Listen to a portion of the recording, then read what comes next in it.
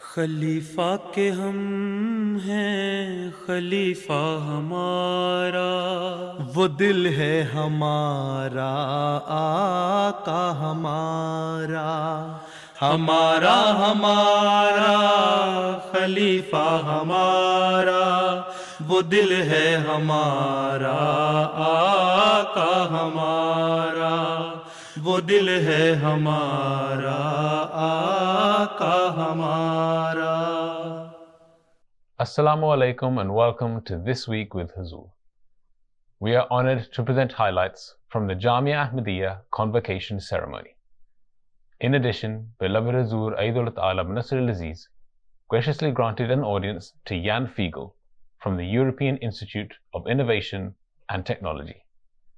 We begin with Sunday, where Hazrat Khalifatul Masih Aidul Ta'ala bin Nasr al-Aziz presided over the Jamia Ahmadiyya Convocation Ceremony and delivered the keynote address. Last Sunday, the convocation ceremony for Jamia Ahmadiyya UK, Canada, Germany and Ghana took place in a combined event at Jamia Ahmadiyya UK in Surrey. Hazrat Khalifatul Masih V, Ayyadallahu Ta'ala bin Nasr al-Aziz, presided over the ceremony and delivered the keynote address. This year, 18 graduates from Jamia Ahmadiyya UK, 14 from Jamia Ahmadiyya Canada, and 16 from Jamia Ahmadiyya Germany were presented with their Shahid degree certificates by Hazrat Khalifatul Masih V, Ayyadallahu Ta'ala bin Nasr al-Aziz, and were thus enrolled as official missionaries of the Ahmadiyya Muslim community. In addition, 24 recent graduates of Jamia Ahmadiyya International in Ghana were also honored to join virtually and were thus able to participate for the first time in the joint graduation ceremony. Following the presentation, Hazrat Khalifatul Masih delivered a faith-inspiring address. یقیناً یہ خوشی کا موقع ہے اور جنہوں نے شاید کی سند لی ہے وہ خوش ہوں گے، اسی طرح ان کے والدین بھی خوش ہوں گے کہ ان کا بیٹا آج جماعت کی خدمت کے لیے، اسلام کا پیغام پھیلانے کے لیے، دینی علم کے ذریعے تربیت کرنے کے لیے میدان عمل میں آ گیا ہے۔ بس سوچیں اور غور کریں، یہ آپ کے ماں باپ کی خواہشات ہیں یا آپ کی جامعہ کے انتظامیہ کی خواہشات ہیں؟ یہی خلیفہ وقت کی خواہش ہے کہ جو جامعہ سے پاس کر کے نکلے ہیں وہ ایسے ہوں جو حقیقت میں اسلام کا پھیلانے کے لیے اور جماعت کے افراد کی تربیت کے لیے میدان عمل میں پورا کردار ادا کرنے والے ہوں۔ بس اس بات کو ہر فارغ ہونے والے کو سوچنا چاہیے، یہ سوچیں کہ کیا جماعت کی خدمت کے لیے آپ حقیقت میں اپنے آپ کو تیار پاتے ہیں؟ کیا اسلام کا پیغام دنیا میں پھیلانے کے لیے آپ پوری طرح علم و معرفت سے اپنے آپ کو پور کر چکے ہیں یا کر رہے ہیں یا آئندہ مستقبل میں بھی کرنے کا ارادہ، مصمم ارادہ رکھتے ہیں؟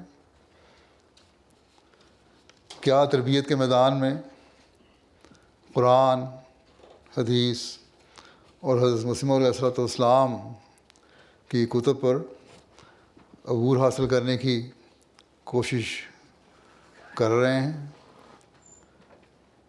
اور یہ عہد کرتے ہیں کہ آئندہ ہم اس کی کوشش کرتے رہیں گے؟ جامعہ میں 7 سال میں آپ نے اس علم کو سیکھنے کے لیے ایک ابتدائی کوشش کی ہے، اور جامعہ کی تعلیم کے دوران صرف بنیادی علم ہی دیا جا سکتا ہے۔ 7 سال میں اگر آپ کو خیال ہے کہ آپ علم حاصل کر گئے اور پرفیکٹ ہو گئے، یہ نہیں ہو سکتا۔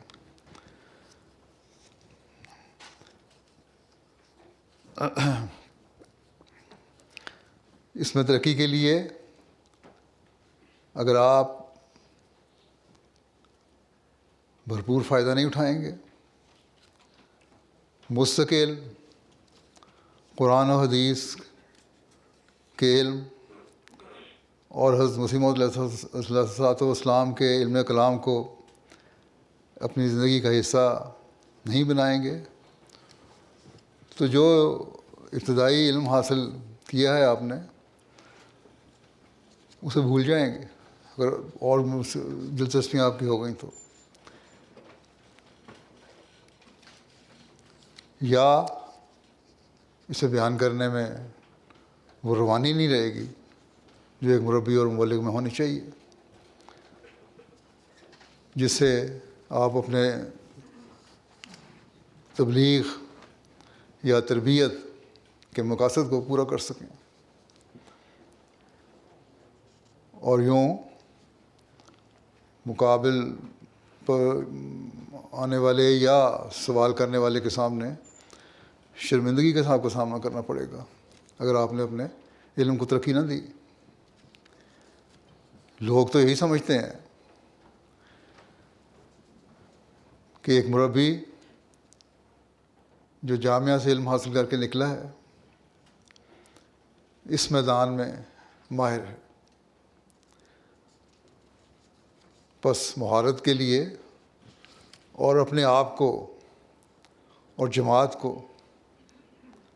شرمندگی سے بچانے کے لیے علم و معرفت میں مسلسل کوشش حاصل کرنے میں مسلسل کوشش اور ترقی کی ضرورت ہے۔ اس کے بغیر آپ کامیاب نہیں ہو سکتے۔ اس کے لیے آج سے ہی یہ عہد کریں کہ آج ڈگری لینے کے بعد، سند لینے کے بعد ہماری ذمہ داری بڑھ گئی ہے۔ اب ہم نے صرف سال کے 2 امتحانوں کی تیاری نہیں کرنی، بلکہ زندگی کے سفر میں اب ہمارا ہر لمحہ امتحان کا ہے، اور اس کے لیے ہمیں مستقل تیاری کی ضرورت ہے۔ بس اس حقیقت کو سمجھنے کی ہر مربی کو، ہر پاس ہونے والے کو کوشش کرنی چاہیے، لیکن اس حقیقت کو بھی کبھی نہ بھولیں کہ یہ علم و معرفت اللہ تعالیٰ کی مدد کے بغیر نہیں مل سکتی۔ اس لیے خدا تعالیٰ سے ایک خاص تعلق پیدا کرنا ضروری ہے، اپنی عبادتوں کو اس معیار تک پہنچانا ہے آپ نے جو ایک حقیقی مومن کا معیار ہے۔ اپنی تقریروں میں آپ حضرت صلی اللہ علیہ وسلم کے صحابہ کی مثال دیتے ہیں،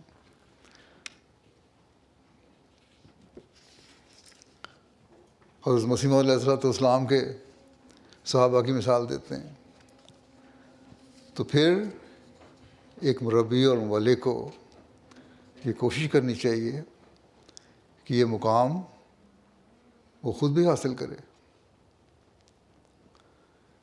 تبھی حقیقت میں آج جامعہ سے حصول تعلیم کے بعد سند لینے کا فائدہ ہے۔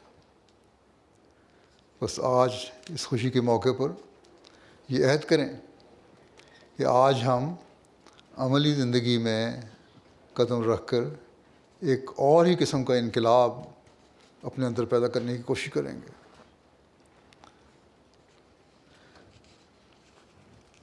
ہماری ترجیحات ہماری دنیاوی خواہشات نہیں ہوں گی، بلکہ روحانی اور علمی ترقی کا حصول ہوگی۔ جب یہ ہوگا تو یقیناً آپ ان لوگوں میں شامل ہوں گے جو حضرت مسیح موعود علیہ السلام کے مشن کو پورا کرنے کی کوشش کرنے والے ہیں۔ مربی آن جو ہیں وہ اپنے آپ کو دیکھیں. آپ ہمہ وقت زندگی ہیں, اپنا جائزہ لیں کہ ہم ہمہ وقت ہیں, کہ کیا ہم نے وہ معیار حاصل کر لیا ہے جو ایک وقت زندگی کے لیے ضروری ہے.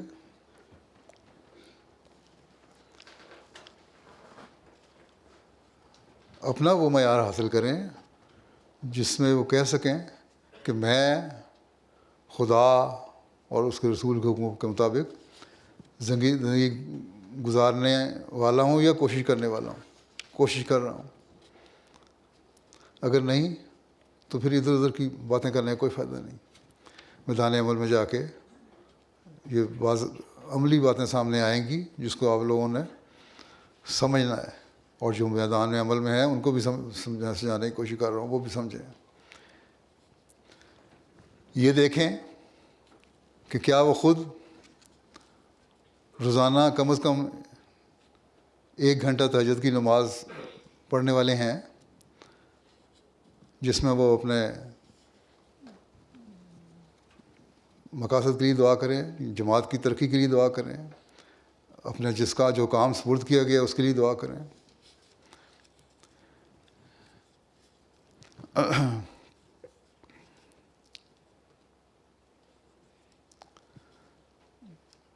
یہ مربی کو دیکھنا چاہیے, کوئی جائزہ لے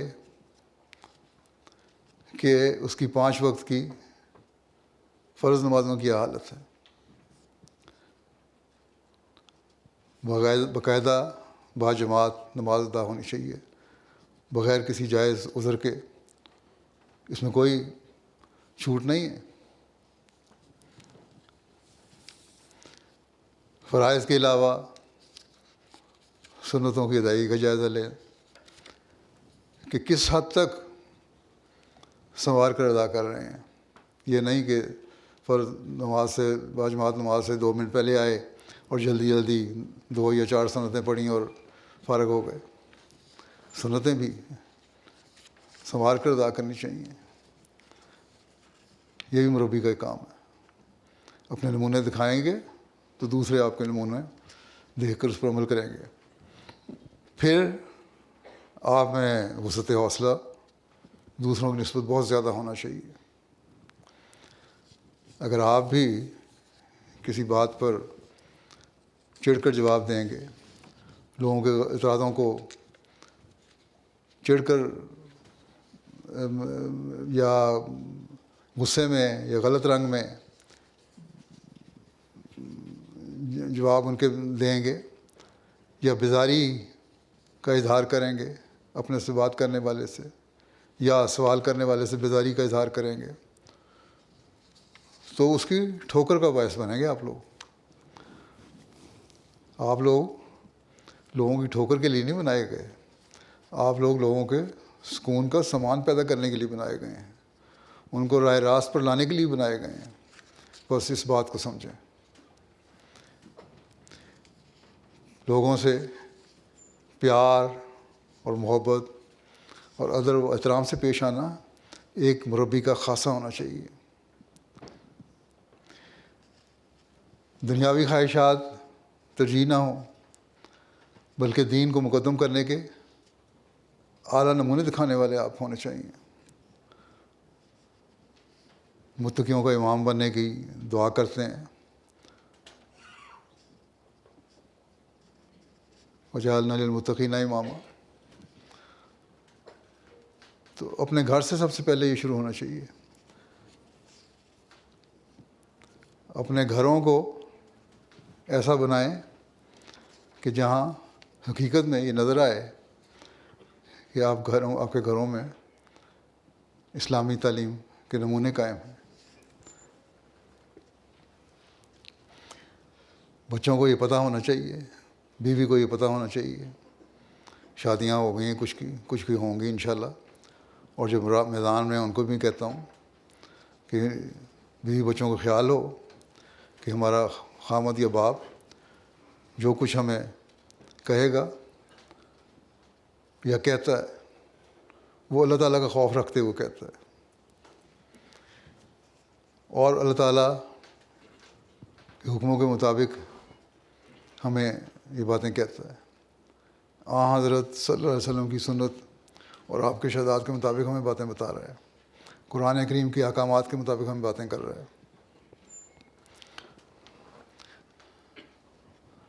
بس یہ ہمیشہ یاد رکھیں کہ روحانی ترقی گھروں کے لیے وہ چیز ہے جو آپ کے گھروں کو بھی سکون دے گی. اور ہر واقعی زندگی عورت کا خامن یا وقف زندگی، ہر واقعی زندگی باپ کا بچہ یہ احساس رکھے گا دل میں کہ ہمارا والد ہمارے لیے، ہمارا باپ ہمارے لیے نمونہ ہے. آج تو جماعت کے اپنے وسائل ہیں، اپنے وسائل کے لحاظ سے مربیان یا واقف زندگی کا بہت خیال رکھا جاتا ہے. چند سال پہلے تک یہ حالت نہیں تھی. گھانا میں رہا ہوں، واقف زندگی کا الاؤنس مشکل سے مہینے کے لیے پورا ہوتا تھا. بعض وقت تو مشکل سے 15-20 دن کے بعد تک بھی نہیں چلتا تھا. لیکن میں نے بہت سے واقفین کو دیکھا ہے، وہ اسی میں خوش تھے، کبھی انہوں نے شکوہ نہیں کیا. اس لیے ان کو پتہ تھا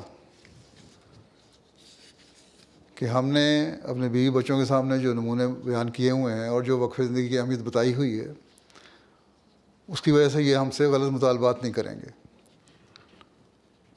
جب غلط مطالبات گھر سے نہ ہوں تو بے چینی بھی نہیں ہوتی. بلکہ مجھے یاد ہے کہ جب میں گھانا جانے لگا تو مولانا محمد شریف صاحب سے سیکرٹری نصرت جہاں، انہوں نے اپنے واقعات بیان کر رہے تھے. فلسطین میں مبلغ رہے ہیں، گیمبیا میں رہے ہیں بڑا عرصہ. کہتے ہیں وہاں ایسے حالات ہوتے تھے ہم پہ کہ سالن پکانا تو مشکل بات تھی، ڈبل روٹی لیتے تھے اور پانی میں بھگو کے کھا لیتے تھے. اس طرح بھی گزارا کیا مربیان نے. آپ لوگ تو بڑی سہولتوں سے رہ رہے ہیں آج کل. اس لیے یہ سامنے رکھیں باتیں اور سوچیں اور سمجھیں کہ اللہ تعالیٰ کے جو اتنے فضل ہیں، اتنے احسان ہیں، اس کو شکر ہم نے کس طرح ادا کرنا ہے. اللہ تعالیٰ بھوکا نہیں مارتا. میں نے دیکھا ہے، ہم بھی وہاں رہے ہیں بس کٹن حالات میں. اللہ تعالیٰ خود ہی انتظام کر دیتا ہے. اور کبھی یہ نہیں ہوا کہ رات کو بھوکے سوئے ہوں. بہت سارے مربیان نے بہت قربانیاں کی ہیں وہاں. اپنے آپ کو ہم وقت قربانی کے لیے تیار کریں. یہ عہد ہے جو حقیقت میں خوشی مہیا کرنے والا ہے، نہ کہ آج کی سند لینا. کیونکہ ایسے لوگوں کے ارادے ہیں، ایسے لوگوں کے عہد ہیں جو پھر دنیا میں انقلاب پیدا کرتے ہیں. اور آپ نے اپنے آپ کو مسیح موعود کی واقف زندگی کی فوج میں اس لیے شامل کیا ہے کہ ہم نے تمام دنیا میں خدائے واحد کی حکومت قائم کرنی ہے اور دنیا کے کونے کونے میں حضرت محمد رسول اللہ صلی اللہ علیہ وسلم کا جھنڈا لہرانا ہے. بس یہ عہد اگر کیا ہے تو اس کے لیے عملی کوشش کی ضرورت بھی ہے. اور جب یہ عملی کوشش ہوگی تو یہ کوشش آپ کو خدا تعالیٰ کے فضلوں کا وارث بھی بنائے گی. اور جس کو خدا تعالیٰ کے فضل حاصل ہو جائیں اسے اور کیا چاہیے. اللہ تعالیٰ آپ کو اور ہم سب کو یہ توفیق دے کہ یہ فضل حاصل کرنے والے ہوں. دعا کر لیں.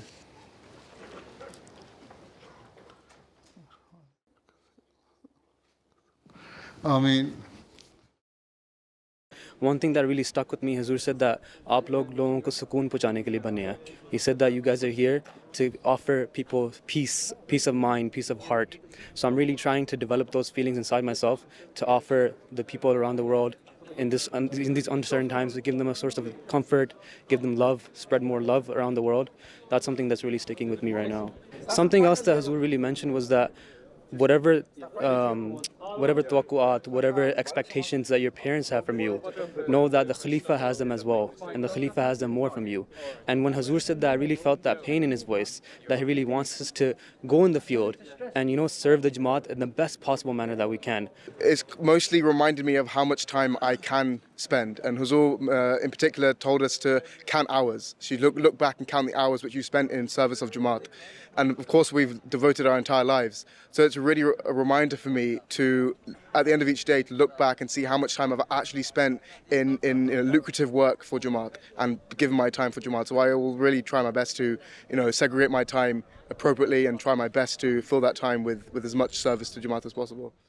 A day earlier, on Saturday, Mr. Jan Fiegel from the European Institute of Innovation and Technology and former national Slovakian politician and European Commission Special Envoy for the Promotion of Freedom of Religion had the honor of having a meeting with Hazrat Khalifatul Masih.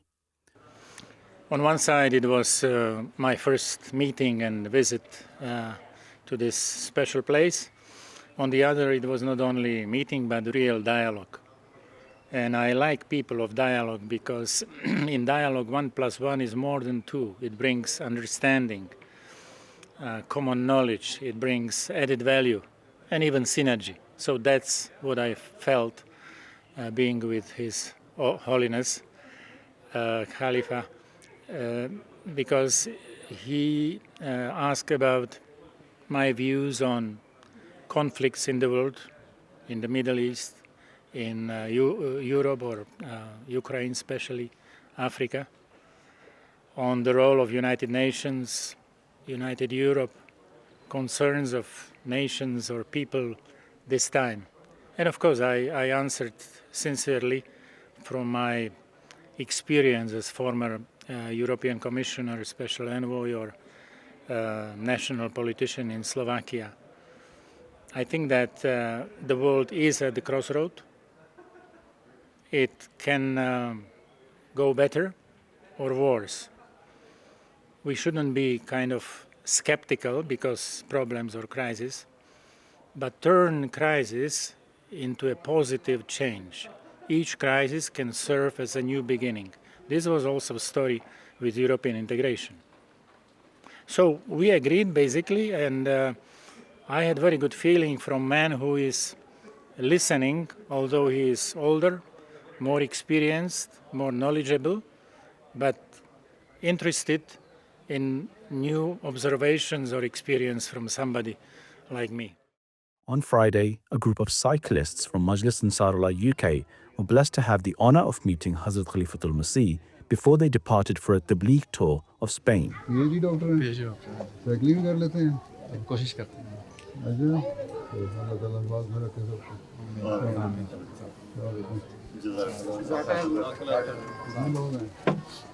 Total 52 है लेकिन cycle से 32 है 32 cycle Hazrat Amirul Mumineen also visited the new Hadikatul Nisa Park in Islamabad, especially made for Lajna members. Hazrat Khalifatul Masih toured the park and led a silent prayer.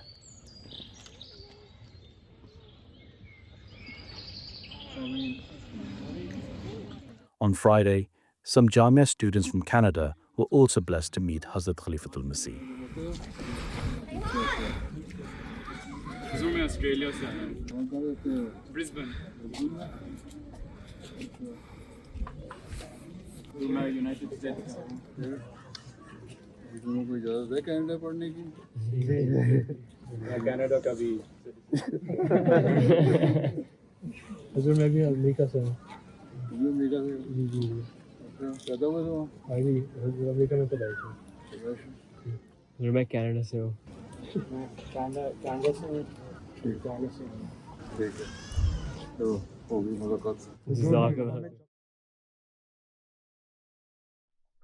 Those were highlights from just some of Beloved Hazur's activities last weekend. We now end with our final segment, the Friday Sermon Summary. In today's Friday sermon, Hazur, may Allah be his helper, spoke regarding various expeditions during the life of the Holy Prophet ﷺ. Towards the end of his sermon, Hazur, may Allah be his helper, appealed for prayers for the current tensions in the subcontinent and the wider world. لیکن آج میں یہ بھی کہنا چاہتا ہوں، گزشتہ جمعے بھی میں نے کہا تھا کہ پاکستان اور ہندوستان کے درمیان جو جنگ کی صورتحال ہے، اس بارے میں دعا کریں بہت کہ آپس میں صلح اور امن کی فضا قائم ہو جائے، کیونکہ جنگوں میں آج کل جو ہتھیار استعمال ہوتے ہیں اس سے شہری بھی مارے جاتے ہیں اور مارے جا رہے ہیں، اب جو جنگ کی صورت نہیں بن رہی ہے۔ بس دعا کرنی چاہیے کہ دونوں فریقین صلح پر راضی ہوں اور بڑے نقصان سے بچ جائیں۔ اس حوالے سے یہ بات بھی یاد رکھنی چاہیے کہ آج کل سوشل میڈیا پر یا انٹرنیٹ کے اور جو ذرائع ہیں، الیکٹرانک میڈیا جو بھی ہے، میسیجز ہیں، اس پر ہر ایک بڑے آزادانہ تبصرے کر دیتا ہے اور اپنی مرضی سے جو چاہے وہ کہہ دیتا ہے، جس سے فائدہ کم ہے اور نقصان زیادہ ہے۔ اپنی طرف سے بڑا اظہار ہو رہا ہوتا ہے کہ ہم کیا چاہتے ہیں۔ احمدیوں کو اس سے پرہیز کرنا چاہیے، کیونکہ یہ اظہار جو ہے اس کا فائدہ کم ہے اور نقصان زیادہ ہے۔ اگر پیغام دینے کی بہت زیادہ خواہش ہے کسی کو تو امن اور سلامتی کا پیغام دیں۔ حضرت مسیح علیہ السلام نے بھی اپنی زندگی کے آخر میں جو پیغام صلح تصنیف فرمائی تھی، اس میں امن اور صلح کا پیغام تھا۔ اس لیے اسے ہر احمدی کو یاد رکھنا چاہیے اور اسی کے لیے کوشش کرنی چاہیے۔ اللہ تعالیٰ معصوم جانوں کے نقصان سے بچائے سب کو۔ بعض بڑی طاقتیں بھی ہیں، لگتا ہے اسے ہوا دینے کی کوشش کر رہی ہیں، وہ چاہتی ہیں کہ دونوں طاقتیں لڑیں اور کمزور ہوں اور ان کا اسلحہ بھی بکے۔ اللہ تعالیٰ ان کے شر سے بھی بچائے۔ اسی طرح فلسطین کے عوام کے لیے بھی دعا کریں، اللہ تعالیٰ ان کے لیے بھی آسانیاں پیدا کرے اور یہ امن سے اپنے ملک میں رہ سکیں۔ لیکن بظاہر یہ لگتا ہے کہ امن کا کوئی امکان نہیں ہے، بلکہ کوشش یہی ہے کہ ان کو کسی طرح یہاں سے نکالا جائے، اور اس میں سب طاقتیں شامل ہو رہی ہیں۔ مسلم ممالک کو اللہ تعالیٰ عقل دے اور وہ ایک ہو جائیں۔ اگر وہ ایک ہو جائیں تو بہت سے مسائل حل ہو سکتے ہیں۔ اگر عالمی جنگ ہوئی تو یہ لوگوں کو بعضوں کا خیال غلط ہے، بعض ملکوں کا، کہ وہ بچ جائیں گے، یہ سب کو اپنی لپیٹ میں لے لے گی۔ بس اس غلط فہمی سے ہر ایک کو بچنا چاہیے۔ اللہ تعالیٰ سب کو محفوظ رکھے۔ بہرحال اس کا حل صرف اور صرف، جیسا میں ہمیشہ کہتا ہوں، یہی ہے کہ خدا تعالیٰ کی طرف جھکیں، اور وہی ایک راستہ ہے جو ان کو بچا سکتا ہے۔ اس کے علاوہ اور کوئی راستہ نہیں۔ اللہ تعالیٰ اس کی توفیق دے سب کو۔